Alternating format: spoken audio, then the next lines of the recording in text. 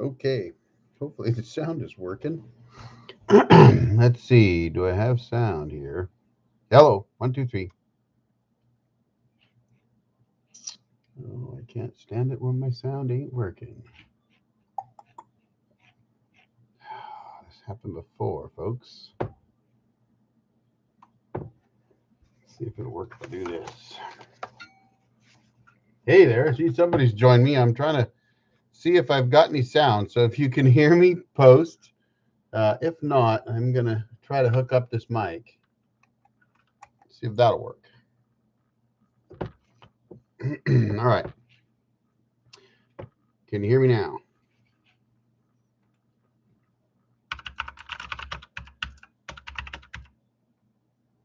Oh, you good? Okay. All right. Right on. Rob's Woods and Custom Sawmilling. Nice to see you, Rob. Just got to move this mic cable around a little bit. I don't like actually having to use this mic because it gets in the way. But if you guys can hear me, I'll use it. All right, 4 of you. We got a few of you on here.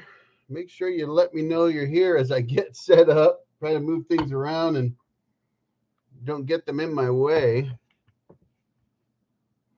And if you can confirm one more time that you can hear me now that I've got this other mic on.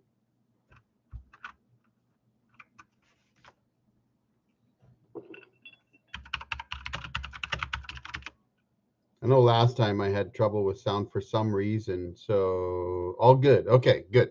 All right, just double check it. Last time I did this, it's been about a month. I had all kinds of trouble with sound, and I had to actually cut the live feed off and reboot it and start it over again. So I'm glad I don't have to do that now. So got 6 of you. Make sure you drop a note in the chat, folks, and let me know you're here. Well, I, have a bourbon 30. This is a glass I haven't shown you guys before. There you go. All right. Who else do we got? We got Rob's Woods and Custom Sawmilling. This is one of my old Jarhead glasses. I got a chase tonight. So we got 5 of you. So I'm here to answer questions and do a live update. I will give it till past 5:30 before I do an update. I've got 5:29. So if you haven't joined me on one of these, we just kind of banter a little bit. I give you some updates on the channel, and mostly I try to answer any questions that you have. If you've got questions about sawmilling and I can answer them, I will. If you're into YouTubing and you want to ask questions about how I do that, I'm happy to answer those. Questions about life, whatever, I don't care. Your questions, you ask them, I'll answer them. So that's kind of what we do on these. And we usually have fun. So, but what time I got here? I got 5:30 on the nose, so we'll give it a minute or so. While I'm at it, where are you at, Rob? I'm going to call you Rob because that's easier to say than Rob's Woods and Custom Sawmilling. So where are you at? What part of the country?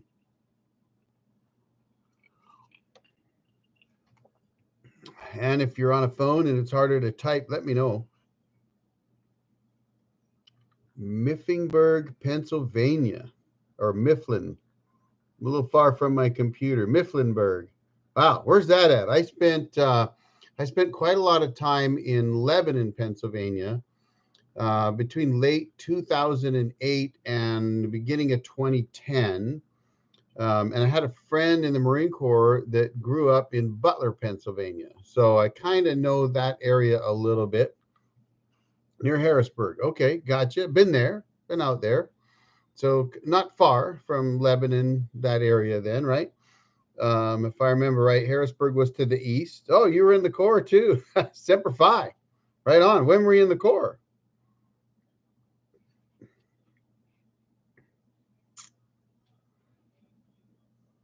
while I'm waiting for you to type, anybody else, if you have any questions, throw them out there. I will give a quick channel update when we really get started. I just like to try and sort of, let folks join before I really get started. So, 97 to 2001.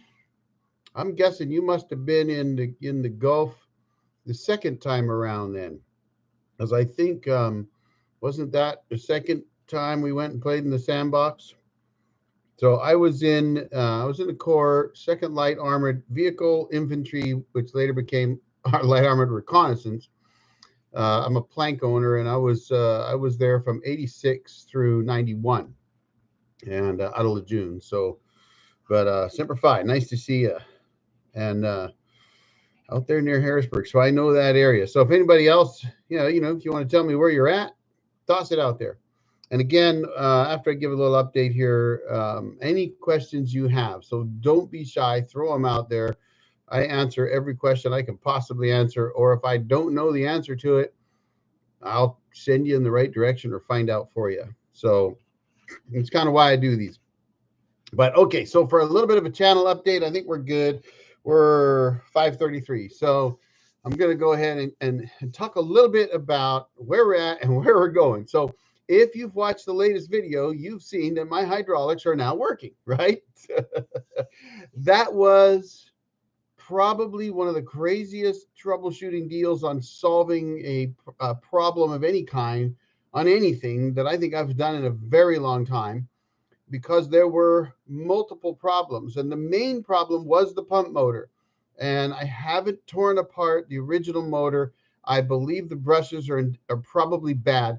They should not be. So this mill doesn't have enough hours on it for the brushes to really have gone bad. These brushes should last somewhere in the neighborhood of about 2,500 hours. Excuse me. So my mill has about 670 hours on it, something like that. So it's really kind of young to have had the brushes wear out, though it is 7.5 years old. So does that have anything to do with it? I don't think so. When I open up that pump motor, I'll find out. But one of the things it was doing is that it would work some of the time. Sometimes it would whine at me, almost sound like it was in a overload kind of scenario, and it wasn't. The pump motor just wasn't working right. And it wasn't until I got with a hydraulic specialist that told me, as soon as he heard it, he said, yeah, that pump's not winding up. You're not hitting max RPM, so it's not running the pump. And you got to get the motor up to max RPM before you're going to run the pump. So meanwhile, that cap was bad, but not bad enough to cause any problems. I had a leak on one of the sequencing valves, and then after the shop tried to tighten those up, they broke the other one. So I had to replace both of those, and I had the contact block on the head that was also worn out. So, it was just a whole bunch of problems. And unfortunately, because I went back to work, it's a temporary gig. It's just something I couldn't pass up. So I went back to work in November. Because of that, I'm gone better than 12 hours a day, about 12 and a half hours Monday through Thursday. And so by the time I get home, I'm just not able to, I'm getting old and broken, and I just didn't have the energy to get out there and try to also get the mill done like I used to when I was, a 20 some odd year old guy straight out of the Marine Corps. I could work, 12-hour shift, go home, work 4 or 5 hours, get a few hours sleep, get up and go hunting in the morning. But I'm getting a little old for that now. So it actually took quite a long time. It started happening when I first started noticing it. It was in the summer, and I could have actually continued to run it until the motor just quit. But the hydraulics were running so slow. And one of the things I won't do to my customers is I'm not going to go out to a customer who I bill by the hour and bill them an hourly rate when my mill's hydraulics are running at half speed. So that just something I wouldn't do. So I didn't run the mill on any job from November all the way until last week. So, or the week before last, actually. So it was really kind of crazy, but I got it all solved, got it all working. Finally got everything working great now. So no leaks, everything's working great. It's got a new pump motor in it, and I will be tearing that pump motor down and letting folks know what exactly happened and what was fixed. So I know there's folks on Forestry Forum that would like to know, because a lot of them thought it was the brushes early on, though some didn't. And even Wood Miser was kind of like, yeah, it could be the brushes, could be something else. So once I tear it down and find out, I've already got brushes for it, I can replace them, I will let you know. I know some of you run LT35s and 40s and whatnot that are hydraulic, and you might want to know that. So, all right, that being said, I got out and did some milling. Actually, we did a bunch of work up at our cabin property, a bunch of thinning. Hey, Rick, nice to see you, buddy. Is your brother with you? If you are, hi to both of you. Great to see you guys. That's Two Brothers Outdoors. For those that don't know, they got a great YouTube channel back east, upstate New York. And if you got a channel, hey, make sure you say hi. But in any case, I got out. We fell 7 trees, 2 for firewood, 5 for saw logs, and cleared a bunch of brush, got a whole bunch of stuff done, got a log deck built, and started milling. And then I had some problems. So guess what? There will be more maintenance on the mill coming to you soon. So, and if you don't know, with my channel, and a lot of YouTubers, you're going to find this, that we do the things that we film, and then we've got to make the video to get to you. And by the time you see the video, much has taken place during that time. So I can tell you right now, I'm having problems with my mill, but that leads me to something really cool that's going to happen on the channel soon. And I think anybody that watches my channel is going to love this. Having a hard time chatting. I have to go out and come back in. No problem. No problem, buddy. Don't worry. All right. So this is what's going to happen. Because I've been having so much trouble with my mill, I got it fixed. And honestly, if you don't work on a full-time job, or if you do and you can work in the evenings on a mill, this could have been fixed in a couple days, not 4 or 5 months. So I mean, what I would say to some guys, if you're wondering about the Wood Miser mills and how good they are, and whether they, what's been going on with mine, it wasn't a function of a problem with the mill so much as I simply just didn't have the time to go work on it. But I also am a busted up old jarhead. I have stenosis in my lower back, which causes a lot of pain. And now that has increased. Now, next week, I'm going to go get injections, I think, hopefully, cross my fingers.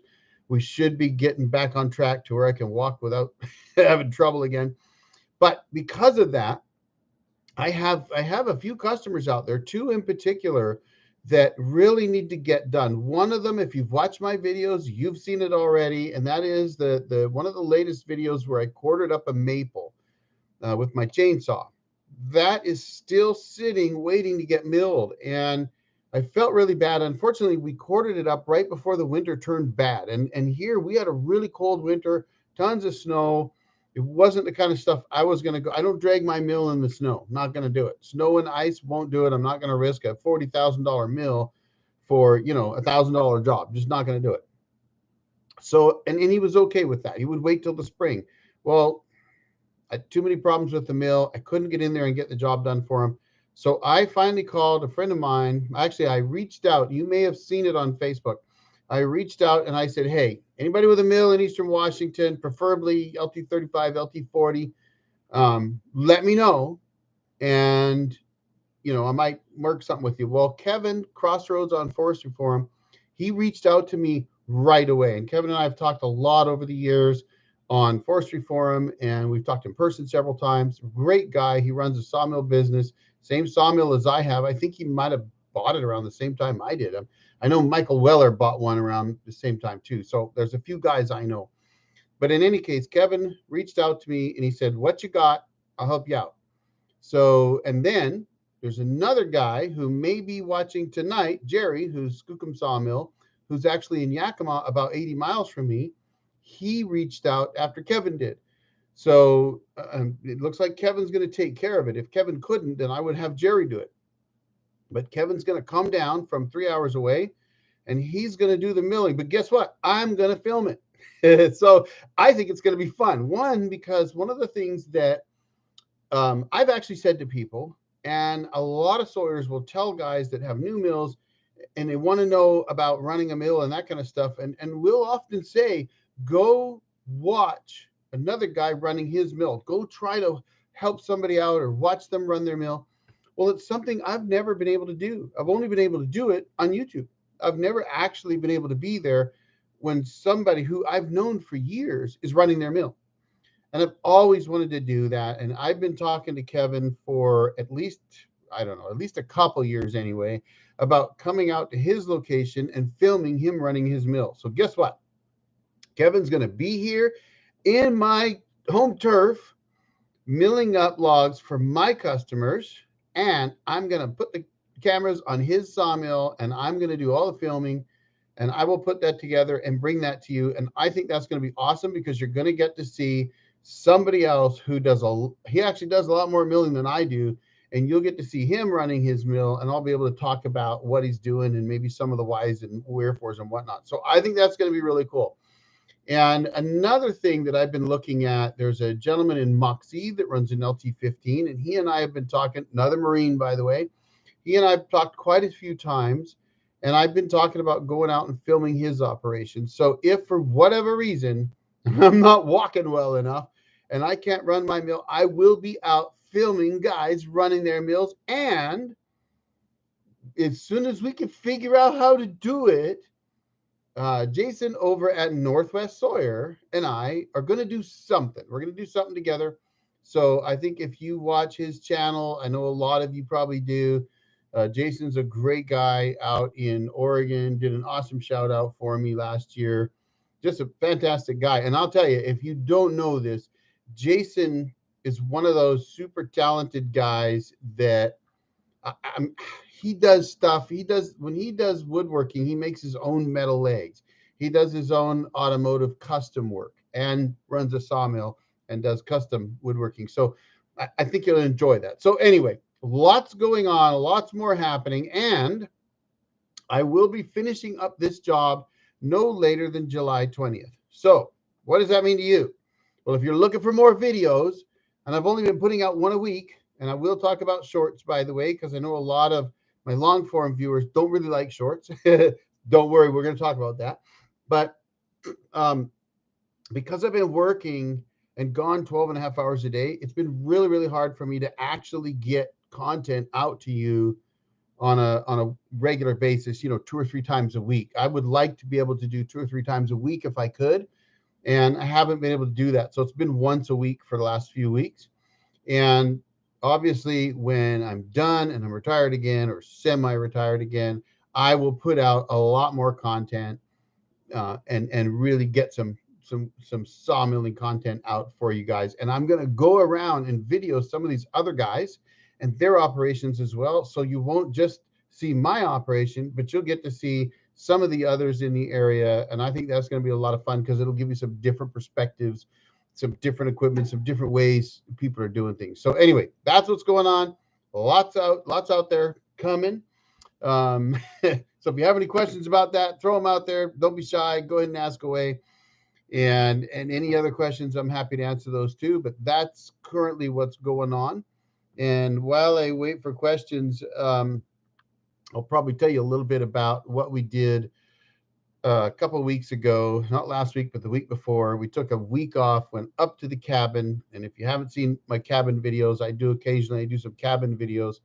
Well, we went up for the purpose of doing some thinning operation, getting some mill logs set up and doing some milling. Had a fantastic time, got lots of footage, did some cool things that if you're into sawmilling, you probably would be interested in, that I'm also going to bring to you in some of these videos. So I do a review on the LS grapple that I'm using heavily in an area that if you can beat a grapple up, you will. So I'll be talking about that. Got some new lithium ferrous phosphate batteries, LifePo batteries at the cabin. No more lead, yay. So I'll talk a little bit about that. And also, we picked up a freeze dryer. So I don't know if you guys are into that kind of stuff, but I may talk about that. We've got a Harvest Right freeze dryer. I mean, if you make your own lumber, you probably think about making other things yourselves too. So I may throw a little bit of that into the mix. And why a freeze dryer? Well, one of the things I will tell you is that one of the challenges going milling the way I do with remote milling all the time is that, trying to pack food and have simple, quick, easy to make meals when you're out on the road milling. I mean, I know I got a big camper and got a microwave and all those things, but sometimes it's just nice to be able to just throw some hot water in something and make a meal like a mountain house meal. Well, we're making our own now, so that's kind of cool. So anyway, ask away. What questions you got? Let's see. Have you taken any backwoods jobs where you questioned your sanity? Yes, absolutely. I have a customer that I have milled for about a dozen times. And if you've watched a lot of my videos, you've seen it. And the drive in and the drive out is insane. And I keep saying, I'm not going to do it anymore. I'm done. And then he calls me. And the problem is, Brett is an awesome, awesome guy. He has Parkinson's. He can barely talk. He can barely walk. And he will outwork most people you know. Now, I will tell you, I think the last time I was out there, he was having a really hard time doing stuff. But up until last year, despite being, I mean, more disabled than anybody I know, I mean, seriously, this guy's got some challenges. He was out running a chainsaw, running an ATV to pull logs in. I mean, just insane. And I'm thinking, you can barely walk. And so I actually told Brett, this is the truth, guys. I had quit sawing for a couple of years where I didn't quit, but I just quit doing it for other people because I wanted to get my own milling done. And during that period, Brett called me up and he said, hey, I got a bunch of logs. Can you come out and mill these up for me?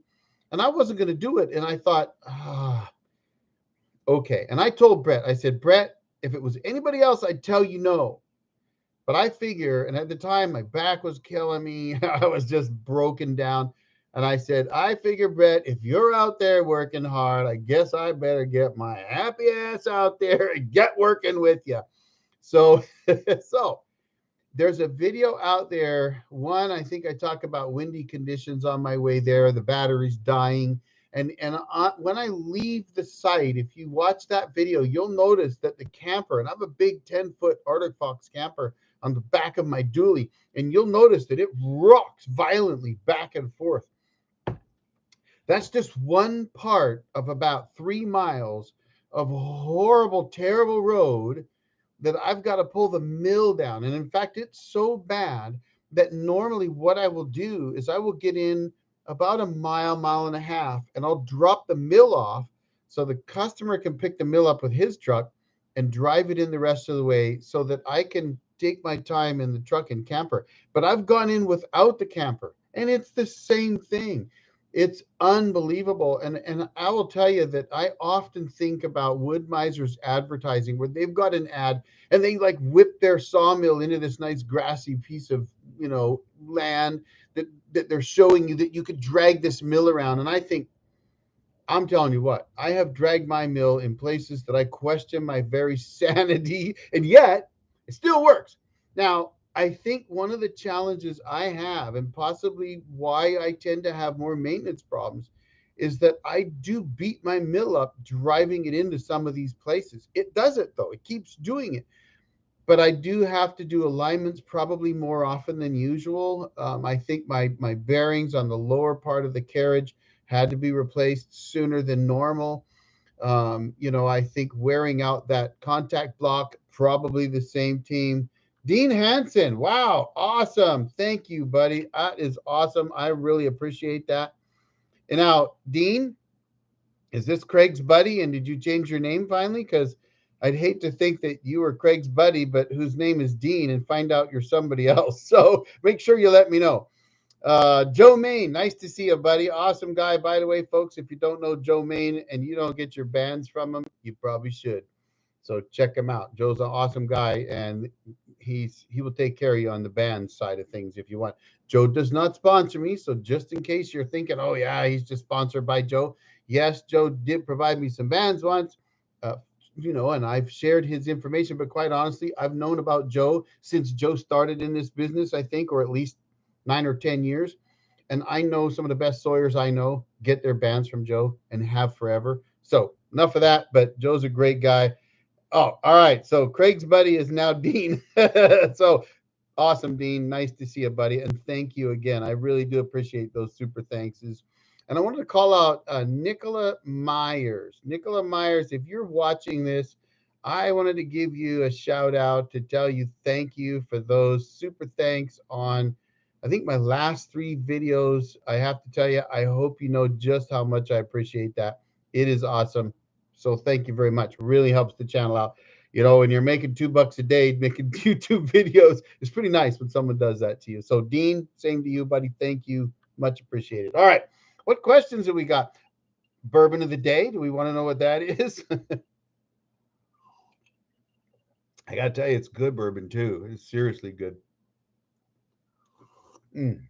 All right, what else we got? So that was my crazy, serious having. Okay, let's see.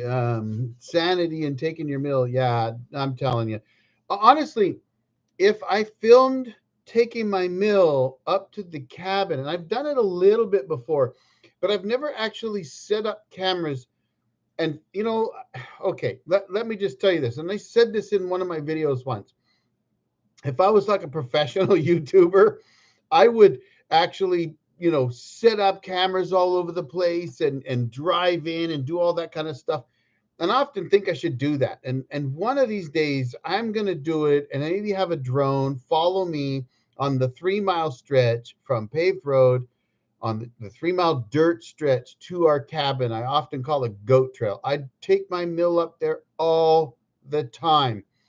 3 miles. It could take me nearly an hour when I'm pulling the mill up there. It's insane. And I'm amazed that it actually takes it. And I'm not doing this for Wood Miser. They don't pay me a dime. So, I mean, but I do beat the crap out of that mill. And I keep thinking one of these days I need to film that, because I know there's a lot of folks out there, right, that probably watch these videos like I did more than a dozen years ago when I was thinking about buying a mill. And and I would watch these videos, and I would wonder, like, I mean, can I really do this? Can I really drag that mill that far? I've dragged my mill thousands and thousands and thousands of miles since I bought it in 2016. And I mean, I don't know. I think this truck, which is the third truck that I pulled it with, shows over 10,000 miles of pulling the mill. Now I know guys that have done it more than I have. Magic Man on Forestry Forum has milled 2 million board feet with an LT40. And all he does is remote like me. He's a little different. He doesn't usually use a camper or something, but he's totally remote. That's what he does. So, all right, what questions you got? Any questions at all, I'll answer them. And if you've got a YouTube channel, don't be shy. Let me know. I've been thinking about doing something. So Rick, who's Two Brothers Outdoors on here, Rick and his brothers did an awesome live where they invited myself and Southern Adirondack Outdoors to join them on a live and just answer questions and BS. And that was awesome. So I've been thinking about trying to do at least a one-on-one or something, or maybe getting the same software they have and doing that. So if you're interested, let me know. And if you've got YouTube channels and you want to collab on something, don't be shy. All right. Does Wood Miser offer backwoods backcountry suspension package for their mills? I wish they did. No, they don't. Um, I would definitely be the candidate to try it out with. Trust me. I have dragged my mill in places. I dragged the mill. There's one video series that I did in outside of Leavenworth, Washington, where the drive up the hill was so steep, and you can't see it in the video. But when I made the commitment to do it, I was actually in 4 low in my truck with the camper. So I've got my big dually, 9,000 pound truck with a 4,500 pound camper on the back and a 4,000 pound mill, well, 3,500 plus with all the gear on it. And when I made the commitment to make it up that hill, I'll be honest with you, I thought, what the hell am I doing here? What have I got myself into? You're talking, I was going up probably like a 30% maybe. I mean, it was seriously steep, maybe more than that. And we made it up fine, and I got the mill in there, but it was tricky. I mean, at times, and if you've seen the videos with the 20-foot Doug firs, I quarter saw a 20-foot Doug fir that was over 30 inches in diameter, monster logs. Well, that was the site. And When I got up to the landing that they had made, there were parts of it that were too soft. And if I drove into them, then the mill would probably sink, and or the truck and camper would probably sink and roll off the side, right? So, you want to talk about somebody thinking, am I insane? Well, that was one of them. So, off-road suspension, it would be interesting. The only thing is that Woodmiser says that the suspension of the mill acts as part of the carriage when you're milling. And so they don't want you to have the tires off the ground. So if they were to do a serious off-road type package for the mill, I think the outriggers would have to be different too. I mean, it would change some things. So honestly, I will tell you, I have dragged that mill in places. I mean, if you saw the hydroplanes video where I worked with Scott, who's part of, he runs M5 Performance Hydroplanes. I had to drag the mill down over 20 feet on a very, very short steep bank, and I dragged the back of the mill right past his sprinklers. Literally, the back of the mill cut a groove in the ground, dragging it down there. So, I mean, I've done some pretty crazy things with it, but all right. Do you think towing your mill puts actual wear and tear on the mill itself? Yes, absolutely, 100%. Absolutely do. Um, I can tell you, I beat the heck out of my mill, and I believe I have to do more maintenance than guys that don't drive and pull it as much as I do. Because think about it, right? If that head's getting jarred around and knocked around quite a bit, you're going to have a higher chance of it being out of alignment or the bearings getting worn out quicker, that kind of stuff. And, you know, that's just the way it is. It's my business model. It works. But yeah, I definitely do more. Davidson's All Natural Gym, by the way, folks, he's got a YouTube channel. Great guy, runs an LT35 back east. Hey Eric, on April 11th, you made all your shorts active again? Question mark. Yes. So I want to tell you guys, a while back, I said I was quitting shorts. I wasn't going to do shorts anymore because they were harming my long form video views. Well, I had some time, so I did a deep dive, and I actually went back and I discovered that shorts did not hurt my long form video views, that what I was seeing was something else. And this is something that if you try to run a YouTube channel, you're going to run into. And that is that when you first really get busy doing YouTube videos, your videos are going to have a higher click-through rate. And so YouTube's going to blast them out there. But after a while, people get used to seeing them. And so the click-through rate goes down and YouTube doesn't blast it out there. So over a year ago, I could get over 50,000 impressions on a new video and get 2,000 views overnight. Today, a very similar thumbnail might get 4,000 views or 4,000 impressions and 300 views, despite having almost 10,000 subscribers. Excuse me. I was mowing the lawn today. I think that got me. So after doing some research, I realized the shorts actually did help increase my long form traffic overall, and my average daily views had continued to increase. The other thing is that shorts, I'm sorry guys with the cough. The other thing is that shorts are paying. So from a YouTuber's perspective, if you're making $2, $2.50 a day, $3 a day, and on a really good day, when I put out a long form video, I might make $6. And the shorts can add $1 or $2 a day sometimes. So why not throw them out there? I've decided they don't hurt the channel.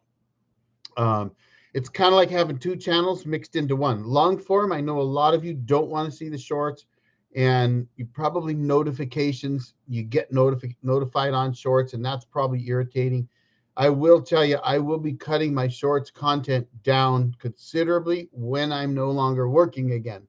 When I can put long form video out more often during the week, then I won't be doing shorts, or I'll do very few of them because I don't feel that they're that great to do.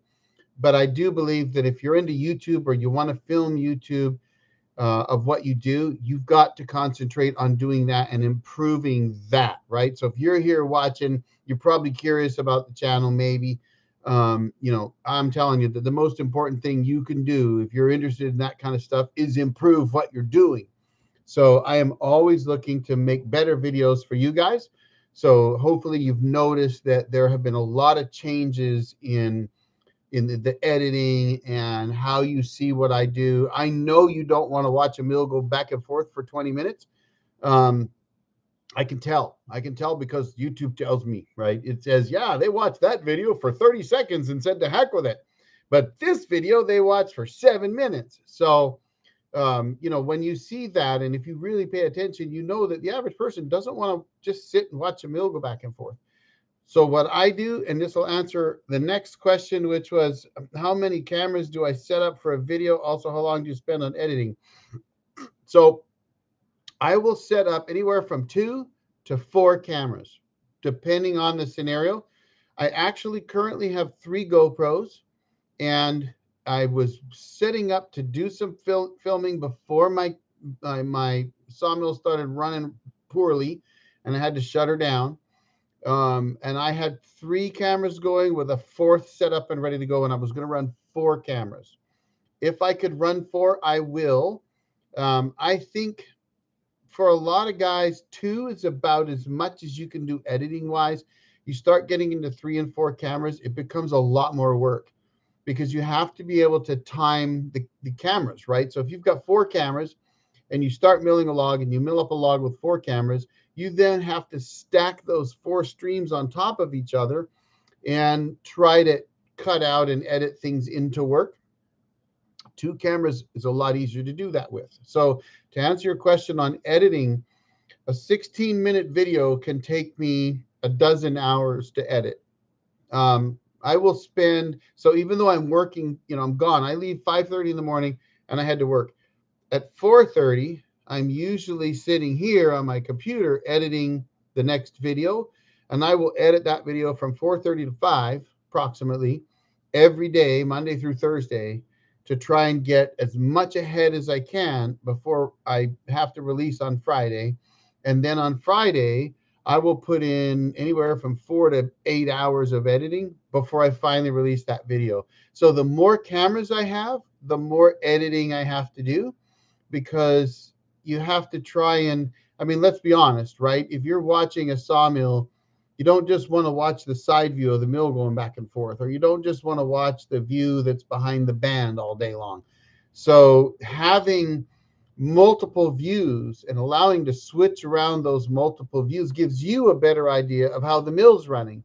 And I want you to see how the mill's running. You may not have a sawmill. You might not, maybe you're never going to have one, or maybe you're thinking about buying one. So I kind of think that if I'm showing all the different angles of how things work on the mill, that's going to provide better video. And I'm going to give you a little insider tip for those that make videos. If your scene isn't changing no less than every 5 to 10 seconds, then you're wrong. I'm sorry. But you need to be having constant change in your videos. So if you've noticed on mine, it's usually 2 and 3 seconds. So that takes a lot of editing to do because it's tough, right? But I do a lot of speed ramping now. I think that helps. So I don't want to lose everybody in the YouTube world, but I am here to answer your questions, whether it's about sawmilling, YouTuber life, whatever. I'll answer them. So I got 11 of you out there. Let's have some questions. By the way, if you're thinking about buying cameras, I don't recommend the GoPro 11 Mini. Sorry, GoPro, if you don't like that, too bad. The GoPro 11 might be the best of the GoPro cameras. The 9 works great. The 10 is awesome, especially with the media mod. I'm sure the 11's even better. The 11 Mini, in my opinion, is not worth the money. I bought one and I'm really disappointed. The reason is you can't change the battery. So one of the things, if you don't know, but sometimes you may catch this on my videos, you might notice that all of a sudden you don't see a camera angle anymore. It's because the battery died and I didn't have time to change it. The GoPro 11, you can't change the battery. When the battery dies, you got to go plug it in and charge it back up again. So on a 9, a 10, 11, whatever, the batteries, you just pull them out, put a new one in, and away you go. And with the media mod, you can put a nice juice box on there. I run a juice box on my 10 with the media mod. It'll run all day long. I can run 8 hours on that and film all day, and I do. What about drones? So, Rob, I would love to run a drone. I've had a couple times I've had people run a drone and give me the footage, which you may have seen that in some of my videos. The problem is that most of the time when I'm milling, I'm actually milling for a customer, so I couldn't possibly run a drone while milling. The customers don't mind when I set up a camera. They know I YouTube, so they don't seem to mind that. If I set up my camera and I don't touch it for 2 hours, they seem to be fine with that. So if you watch my videos, what you're actually seeing, and this is something I try to make sure you know, you're actually seeing me on the job producing for a customer, unless I'm up at my cabin. Otherwise, somebody's paying me. So I can't stop and do something. If my camera battery dies, tough, whatever, right? Too bad.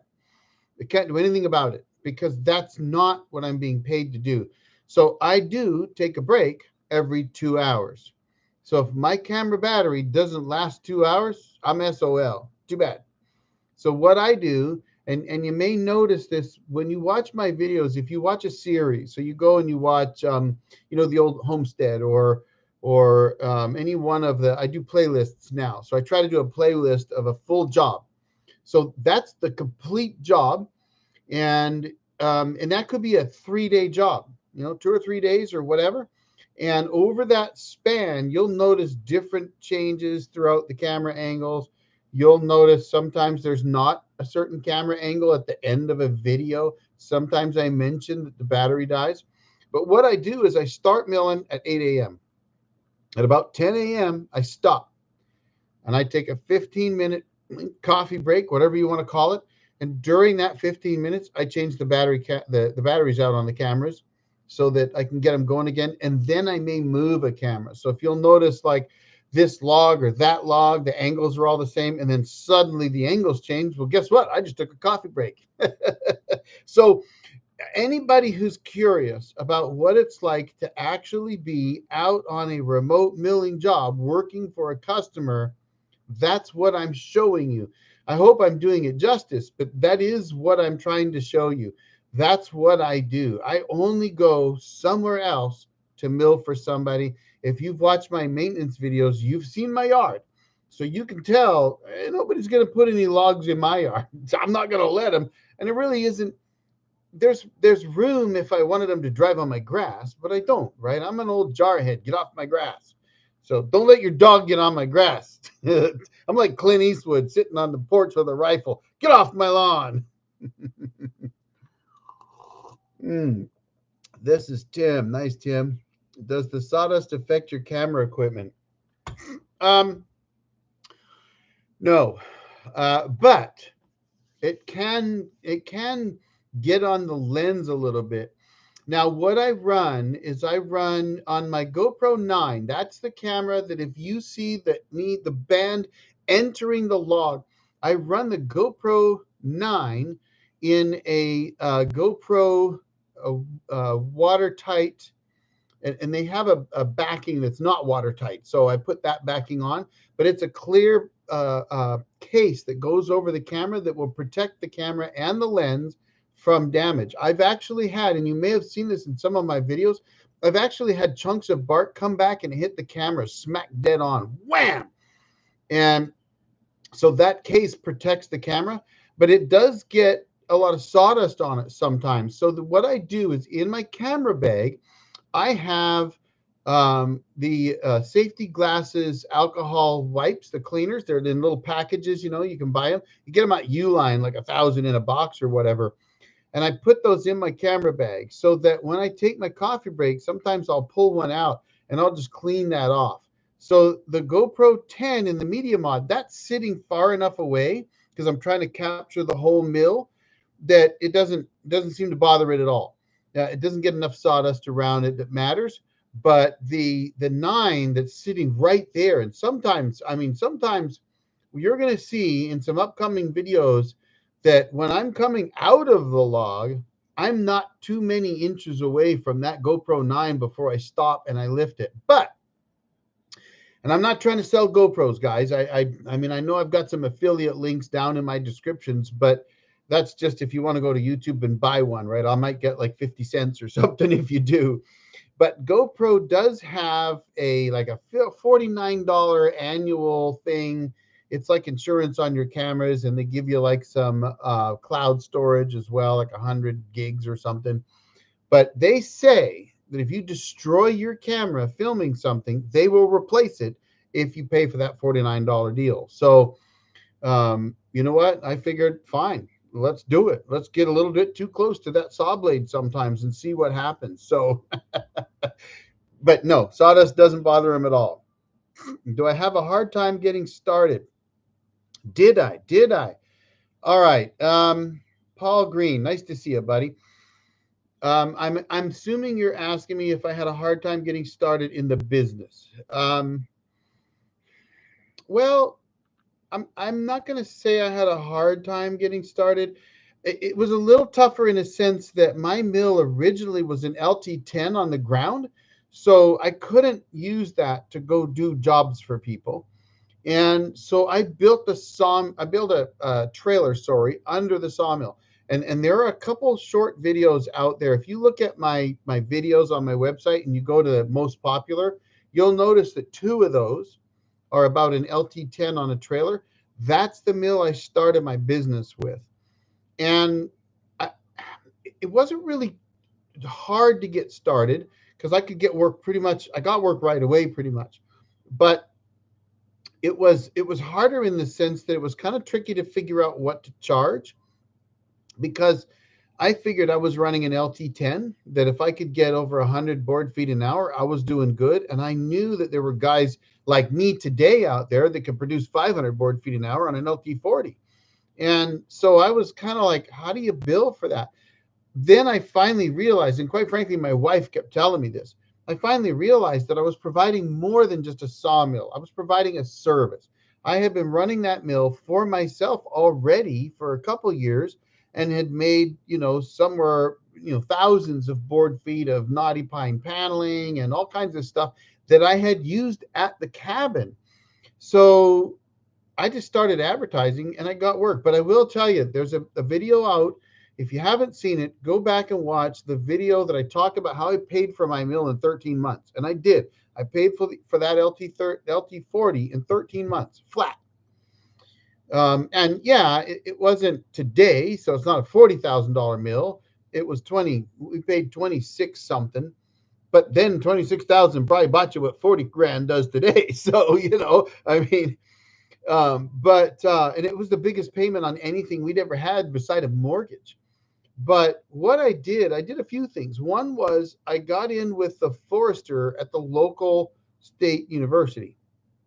And anytime he wanted to go out, he would go out and do these forest and range owner field days. And he arranged them at least once a year, sometimes 3 times a year or whatever. So if I could go do one of those for him, I would go out free of charge, drag my mill out there and saw up logs for whoever was providing him the property, so that the 2,000 people that were wandering around learning how to operate a chainsaw and what trees to cut down and whatever on their property got to see me running my sawmill and making lumber. And when people see you making lumber, they're going to ask you if you can make some for them. And that is the key. Also advertised on Craigslist. And I know it's crazy. Everybody wants to advertise on Facebook Marketplace today. Frankly, I never got a job off Facebook, and I paid for advertising on Facebook. I never got a job off Facebook, not once. I got a lot of likes, a lot of forwards, a lot of comments. Never got a single job. But on Craigslist, I got most of my work on Craigslist, and I think it's because a lot of farmers are in their 60s, and they're 50s, 60s, 70s. They're older school. They're not on Facebook Marketplace. They go to Craigslist and look to buy some farm equipment and they see some jokers out there with a sawmill and they go, hey, I could get some true dimension 2x6 for my cattle fencing, right? Bingo, there you go. You got yourself some work. So let's see what else we got. There's a gray area using drone footage to make money, monetized. The drone pilot's footage making money. The pilot has to have, yes. So that's an excellent point. Two Brothers Outdoors, again, a great channel. If you buy a drone, you have to register it. And if you're going to use it on a monetized YouTube channel, that's the key, then you have to have the federal drone pilot's license. You cannot just buy a drone and then go take footage and use it on a monetized channel. So if your channel's not monetized, you're fine. That's called personal use. But if it's monetized, like mine is, and to get monetized, you have to have 1,000 subscribers and 4,000 watch hours, or 10 million views in 3 months on a short. So that is the key, right? So if you've got a channel like mine where I'm just shy of 10,000 subscribers and I have thousands and thousands of watch hours, I'm a monetized channel, right? I get $2 or $3 a day from YouTube. It's not a lot of money, folks. I will tell you, I had a good month. If anybody's interested, I'm an open book. I will tell you, I did have a short that hit 6.5 million views, and I got $357 for that 6.5 million views. So that paid for that GoPro 11. So if you watch that short, thank you. And guys like Dean, I mean, honestly, I've spent thousands of dollars on camera equipment and all that kind of stuff so that I could do these videos. And I do it because I enjoy it, guys. I really do. And I want to help you out. So if you've got questions about anything, that's why I do these lives, honestly, because I figure, why not, right? Hey, if you want to know about anything about milling, if I can answer it, I will. And by the way, I got to tell you guys something. If you're watching this right now, you've got a resource right here, right now, that probably know that if you took what I know in my 12 years of milling and you put it in like a shot glass, you'd have to get a 5-gallon jug to put the knowledge that he's got. And it's Rick at Two Brothers Outdoors, who's in this chat right now with his brother Tim. Rick ran a much bigger mill and produced tons of lumber out of that mill. I'm guessing in the millions of board feet. So if anybody's done a lot of milling, I got to tell you, there's some guys out there that run channels that you might not know. They've actually milled an incredible amount. I've milled a lot. I've milled, I don't know, 250, 300,000 board feet. I'm sure Rick did that probably in a few months at one point in his life. So tell me I'm wrong, Rick. But so anyway, I will answer any question I can. Ask away. Let's do it. We've been at it for not quite an hour yet, so I'm happy to keep going if you've got the questions. And Dean, you kicked out I guess it's a super chat, I think you call that, or a sticker. Thank you so much for that. I don't think I've seen a question by you. So if you've asked one, I'm looking, I don't really see one. I'd love to answer one. Anytime somebody does a super thanks or a super chat or a super sticker or whatever, and if you don't know what that is, it's basically you can do like you can throw out $5 or something on a super sticker. If I see you do that, I'm going to answer questions you've got, period. It's going to happen, folks. So, and look, I'm just telling you that it really helps, right? So I was just mentioning, I've literally spent a lot of money on cameras, camera equipment, tripods, all that kind of stuff. And so when someone's willing to kick out $2 my way, I really appreciate it because it really helps. So thank you so much for that. Just above the last question you answered. Oh, I guess I might have missed it here. Let me try to look. Let me see, Dean. I still don't. I see it. I see. I don't see it, Dean. I see, hey, Eric. I see a super thanks. And then I've got Davidson's, Rob's, Two Brothers, Paul Green, Two Brothers again, just above the last question you answered. Yeah, I don't see one, Dean. So if you don't mind, maybe toss it out to me again so I can answer it for you, because I hate to leave you hanging like that, but I don't actually see it. And by the way, if you've done something, I mean, honestly, guys, I'll just tell you this. If you didn't know, I've actually answered my phone and talked to folks before. Now, I got to tell you, if I'm at work, 12 and a half hours, I'm probably not going to answer my phone. But I had a great chat with one of my subscribers down in California that was trying to decide between an LT40 and LT50. We talked for about an hour. And I will answer emails, absolutely. I always try to answer. If you post a question or a comment on one of my videos, I will answer it. If I haven't, then I just didn't see it, because I will answer everyone every time I see them as much as I possibly can. So have you had a, okay, here we go. Have you had a customer contact you from the Wood-Mizer Pro website? Yes. As a matter of fact, I have. I will tell you that from Wood-Mizer Pro website, it's probably once or twice a year. It's not a lot, but one of the things that I think I said in my Paying for the Sawmill in 13 Months video is that the more places you get your name, the better. So being on the Wood-Mizer Pro Sawyers is good. First of all, they give you a nice cup. Why not, right? I think you get a cap, and a cup, and maybe even a shirt. I don't know. I can't remember because it's been so long since I've done it. But and then you'll get a job here and there from them, right? Occasionally, people do go on there looking for sawyers, maybe once or twice in a year. So it's not a lot, but honestly, if you get your name out there, and I personally believe Craigslist is one of the best places to do it. At least it is in my area. If you get your name out there, you're going to run into too much work. I mean, unless you're in an area that's totally saturated with sawyers, I got to tell you, I currently have enough work that if I wasn't working, I'd have all the milling I need to do between when I mill April, May, June, and beginning of July. I'd have all the jobs lined up already that I needed to do in that time period. Wouldn't need to pull in any more work. And last year, I was running into situations where there was so much milling to do that I was actually doing more than I normally want to do. Now, to be honest, I have challenges physically. I can't go do it every day, right? I can't mill Monday through Friday. Some of you guys can. I can't do that. So I try to mill only a couple times a month at most. And when I mill, it's a couple times a month. I'm talking about I'm going to leave like Thursday, come home Monday or Tuesday, or leave Friday, come home Sunday night or something like that. I'm going to go mill for, 2, 3, 4 days in a row and then come home. Well, I ended up last year that I was doing 750 miles round trip and hitting 3 customers at one, in a week. Crazy. And I mean, I just, I could have milled even more if I advertised. I shut my advertising off. So here's the thing.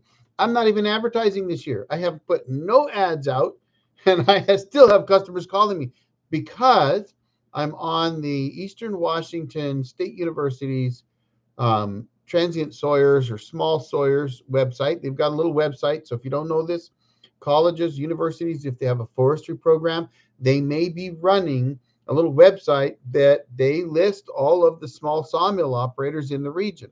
I've gotten a lot of jobs that way. So that's one way to do it. And then if you don't do Craigslist, you might have a website. I do. Mine needs some work. Need to get someone to do some work. I've been trying to get John Chapman to do it. By the way, if you know John Chapman on Facebook, he's now only about 80, 90 miles from me. He just happened to be up here from Texas or wherever he lives doing some work. So we're going to get together, and I think that'll be fun. I know he runs like a radio podcast kind of thing on blue collar workers and sawmills and stuff like that. So I think that's going to be fun. So, but anyway, so there you go. Pro Sawyers, I would have my name. I do on the Pro Sawyers website. I have it on the WSU Eastern Washington Small Sawyers site. I've got a website, and you can have a simple, easy website, which, by the way, if you haven't been to my website, it needs some work right now, but you can still go there. It's manlyportablemilling.com. It's also probably out there on my YouTube About page. I have my contract there, and I have my rate card there. You could go grab it if you want. Other sawyers had them, and I took theirs and made one to work for me. So that's something you can also do. Go out and look at other people's rate cards, and you can, that can help you build your own. And that's what I would do. But other than that, I would say you can post in Facebook Marketplace. I just never got work there. So maybe you would have more success. If you have, hey, drop a comment down below. Let me know. All right, what else you got? I'm not quite out of bourbon yet. I'm getting close though. It's awfully quiet. I got 14 of you out there, and I've only got a few of you asking questions. So throw some more out there before I decide to call it and go get some more bourbon. What do you want to know about the old Jarhead? I'll answer questions about YouTube, life, sawmilling, maintenance on the sawmill, what my preferred bourbon is. Usually I've got Desert Hobo out there, or the Arrowhead Carpenter, or the Arrowhead Woodsman. I always get that mixed up. And a number of others out there that have been watching my channel for a long time, and they want to know. And so when you guys come on, if you haven't watched this yet, the old Jarhead, it's actually drinking Yellowstone. I decided to try a new one out. It's actually really good. So there you go. And then of course David's an ass already. Yellowstone. It's a Kentucky bourbon. It's actually very good. I guess it's like 7th generation of somebody in the Beam family, not Jim Beam, but it's good stuff. When I quarter saw, do I use a specific technique? Well, yes. I will be honest with you. I don't quarter saw that much. So when I do, and now let me clarify something. When I'm quarter sawing, I'm not typically quarter sawing the way the guys back east do. So guys that have a lot of hardwood, like Rick on Two Brothers Outdoors, they might have a lot of, spalted maple, all that kind of stuff. You really, to get the most yield out of a log, you've got to really get in there. And there's actually a sawing technique called rift sawing. And it doesn't produce rift sawn lumber. It actually produces the most quarter sawn lumber. They'll do stuff like that, or they'll do the wobbly method. There's all kinds of different methods. You'll see it on Hobby Hardwoods, Alabama. Robert Morton, he's like a wizard when it comes to that stuff. That's all he does. I don't typically get wood that you're going to get a lot of ray flecking in, that kind of stuff. So normally what I do is I use the wood miser way to quarter saw. One thing, I'm usually quarter sawing softwoods, Doug fir for flooring or something like that. I do occasionally quarter saw hardwoods, but it's more rare, and we're not necessarily worried so much about ray fleck as we are the actual qualities of the boards themselves, right? They don't shrink as much. They're more stable. They're more durable, that kind of stuff. So that's a different, if you're making flooring, quarter sawn lumber is better than flat sawn, okay? So I use the wood miser's simple way. I put out a couple of videos about this. I also did that big log in Leavenworth that way. And essentially what you do is you come down and you slab so that your opening face is somewhere around 4 to 6 inches, or maybe a little more if you can get it, if the log's big enough. Then you drop about 6 inches below that and you slab that off and kick it off the log. You flip it over and do that again. Kick that one off as well. So you got both of those caps essentially off on the forks. And now all you've got is the center of the log, which of course, if you cut the heart out and flip those up so your flat sides down and you got your round sides on top, basically, right? You can take the caps off and saw that to the deck, and that will all be quarter sawn with very little riff in there. What is riff? If you don't know, riff is essentially, and there's a lot of arguing over this, but most will call, a 30 to 60, 65, 70 degree angle of the grain. They'll call that riff sawn. Quarter sawn should be closer to 90 degrees. So a lot of guys will say 75 to 90 is quarter sawn. Technically, by a lot of the books I've read, it's 45 to 90 degrees. But if you want to kind of know what most people will say, at 45 to 60, 70, 75, they call that riff. So you're going to get less of that if you cut that center out that way. Then you put those two caps back up on the deck, stand them up straight, flat to flat, and knock them down to the deck also. And usually you go about halfway down, then flip them up, and then finish them off the rest of the way. And that's going to give you a lot of quarter sawn, more than most, less waste. It's very, very fast, but it's not what you're going to do if you're trying to get a lot of Rayfleck out of hardwoods. So just kind of hope that helps. Let's see, what else we got? Pricing. I understand about location, but when the price difference is $2 to $10 a board foot for the same slab in the same area, it's hard to price my pieces. Well, the first question I have is, who's charging $2 to $10? Are you talking about Home Depot and Lowe's versus the local sawyers, or are you talking about sawyers locally?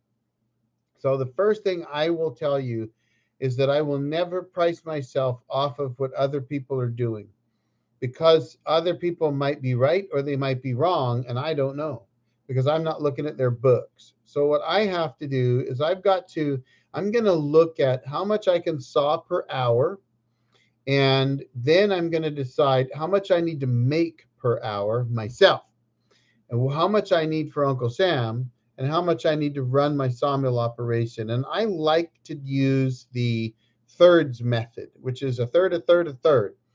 If you break up what you bill the customer in thirds, with 1/3 going to Uncle Sam, which it's probably not, but it's a safe bet to do 1/3, 1/3 for your own wage, and then 1/3 for your business. That's maintenance, buying new equipment, right? Fixing your sawmill. I mean, I just spent probably $600 fixing my mill, right? So I got to pay for that somehow. Otherwise, I'm going to go out of business.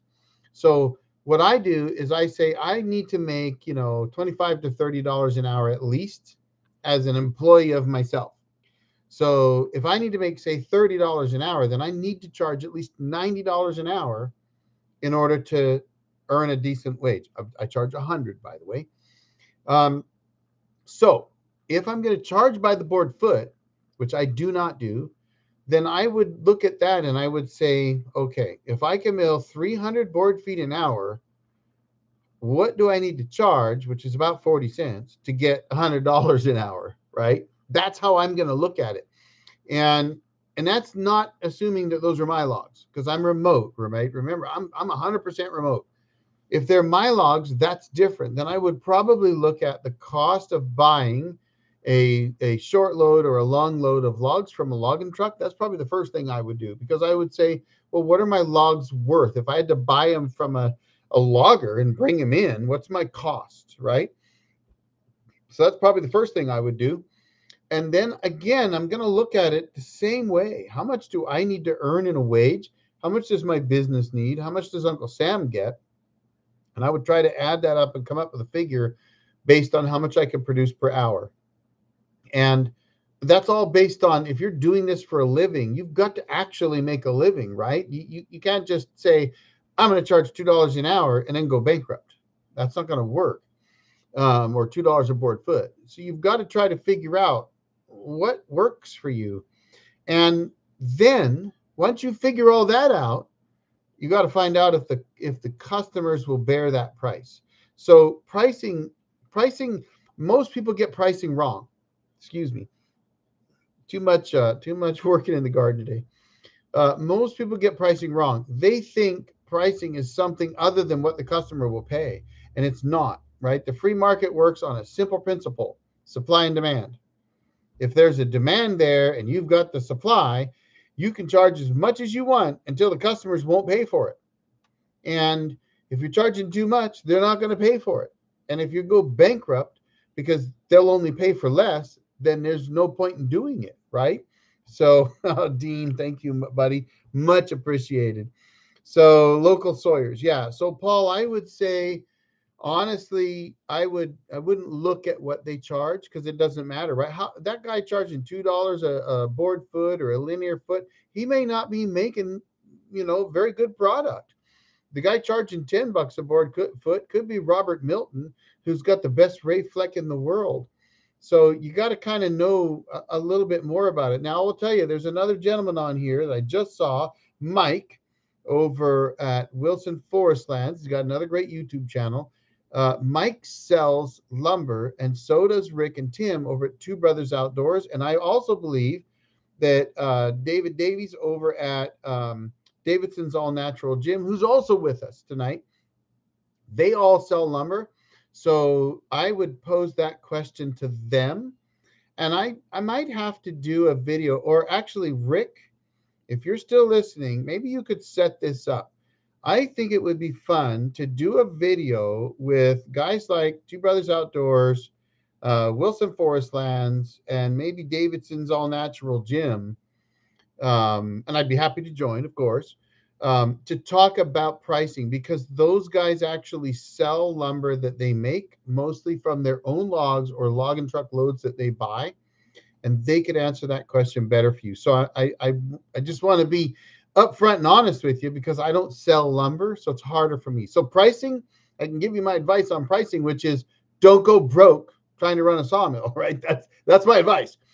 But I would love to see Rick and Mike and David get together and talk about actually pricing lumber, because I know if you go to Davidson's All Natural Gym, I know that he's done videos talking about that very, very subject, where he's talked about what he's charging and how he comes to that, and what's he actually making. So, and it looks like Rick over at Two Brothers is totally agreeing. So, oh hey Dean, thanks for being here, buddy.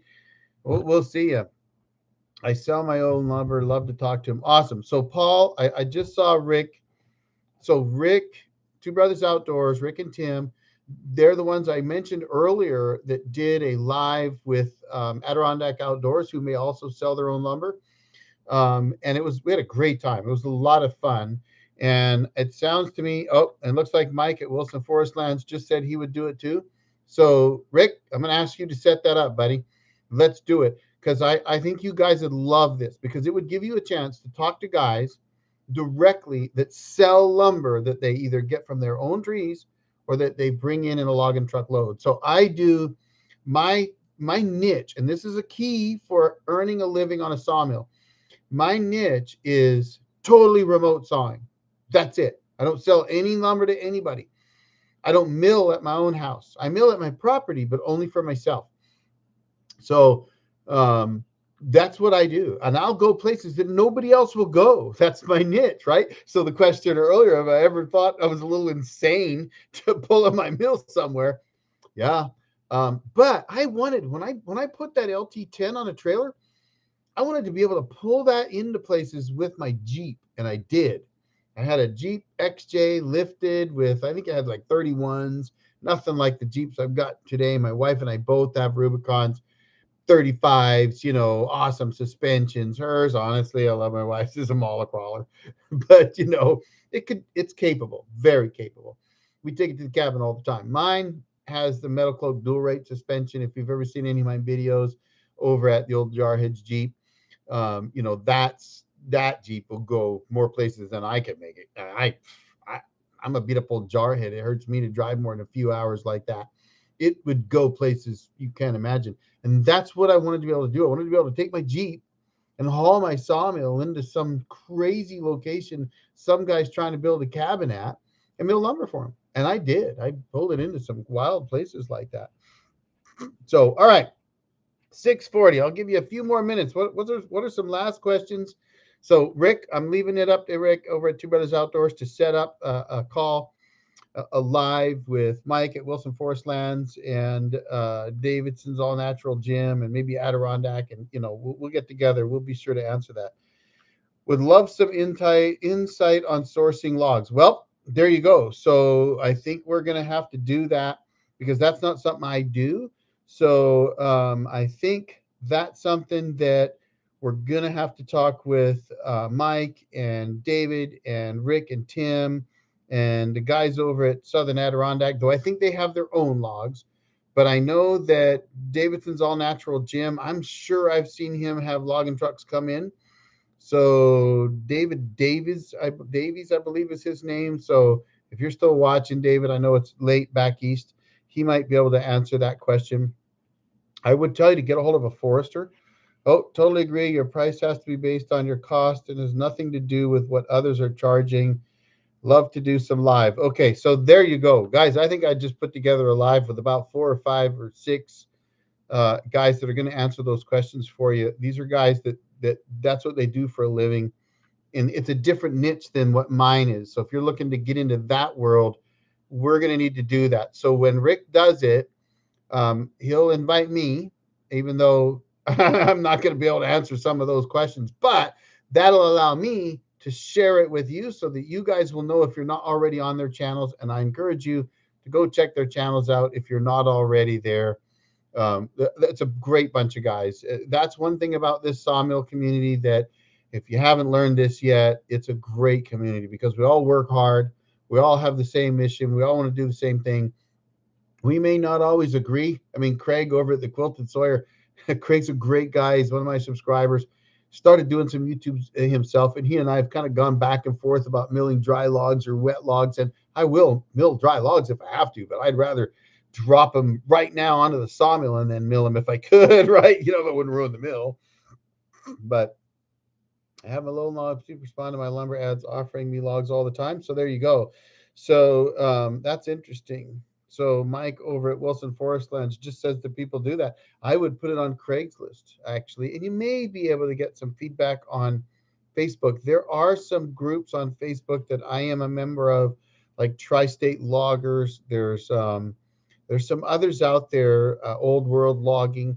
You might want to try to join some of those logging groups because it may be a way to source logs.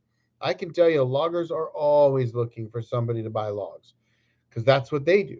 So I would think that might be a way, but I think it would be a lot of fun to get all of us on a live together. And Rick's got the software to do it.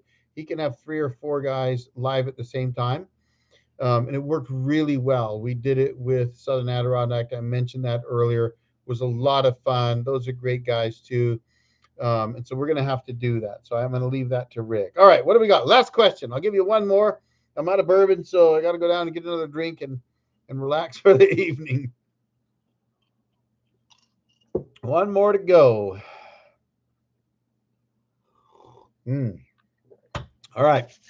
I am working on new videos, though.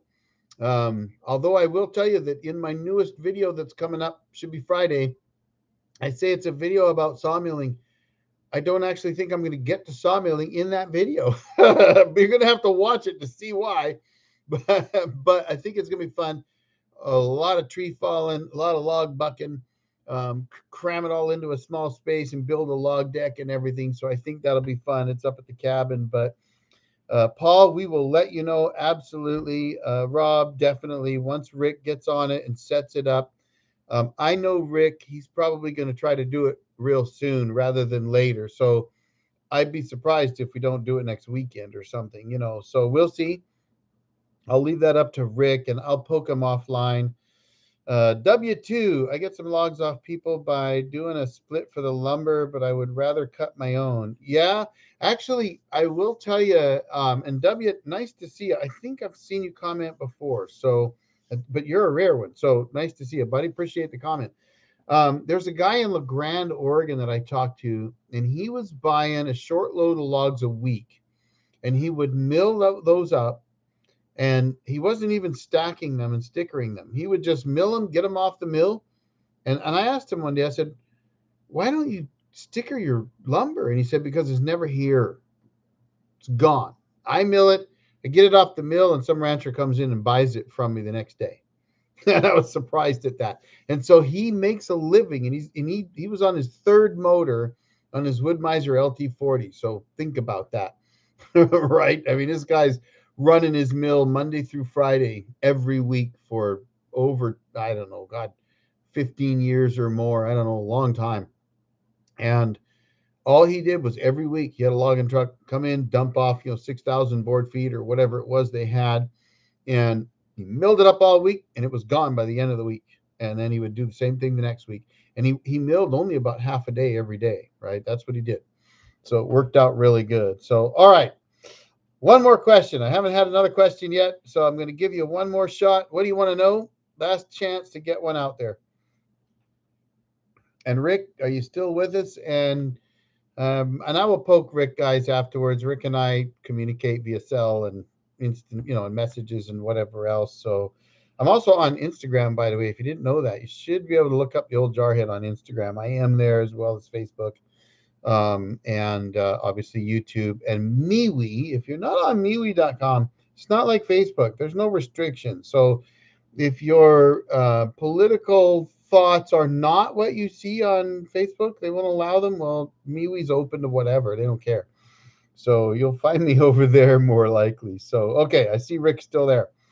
So Rick, I just said that I was going to leave that up to you to set up with Wilson Forest Lands and Davidson's All Natural Gym and myself and maybe Southern Adirondack. I can't think of anybody else right now off the top of my head, but so that we could talk about the kind of stuff that you guys do a little bit more. I learned a lot from you on mobile milling and currently use a version of your contract. Oh, awesome. I appreciate that. Thanks for the info and sharing. Hey, you bet. And listen, by the way, I was so busy earlier. I was trying to comment to you on the comment that you made. And I love that video helped you out in that argument about milling wet versus dry. I'd like to hear it sometime more about that, by the way. But I think that's awesome. Tim sets up the lives. Okay, you get him to do it. Just kick his butt. It's got to happen. But all right, folks, listen. If somebody shoots a question out real quick, I'll get it. Otherwise, I think it's time to call it a night. We're at, let's see, an hour and 20 minutes. I can give you a couple more if you want. Shoot out your next question. I got 16 of you out there, so toss a question out. Let me have it. One more to go. Am I broken? Yes. Am I going to keep milling? Yes. Is my mill broken? Yes. What is the mill doing? You want to know what the mill's doing? It's running rich. It's running really rich. And I took the filters, both of them off, blew them out, stuck it back on. Seemed like that was helping. Then it ran even richer. It was crazy. Okay, see you later, Rick. Awesome. And so I'm going to be doing filters, oil and filter, air filters, plugs, and then checking grounds. Why would I be checking grounds when the mill's running rich? You'll have to wait for that video to check it out, but I think it should be interesting. And I still got that laser to show you. I will give you a little insight. I tried to run the laser when I was milling. I haven't actually got it adjusted yet. And I thought, oh, what a great opportunity to adjust the laser. And the sun was directly shining on that side of the log. And guess what? I couldn't see it. I could barely see it in like hollows in the bark, 20 milliwatt laser in direct sunlight did not work. Couldn't see it. So, all right. Good night, W. Thanks to have you. Good night, folks. Appreciate it. Y'all have a great day. The old Jarhead out.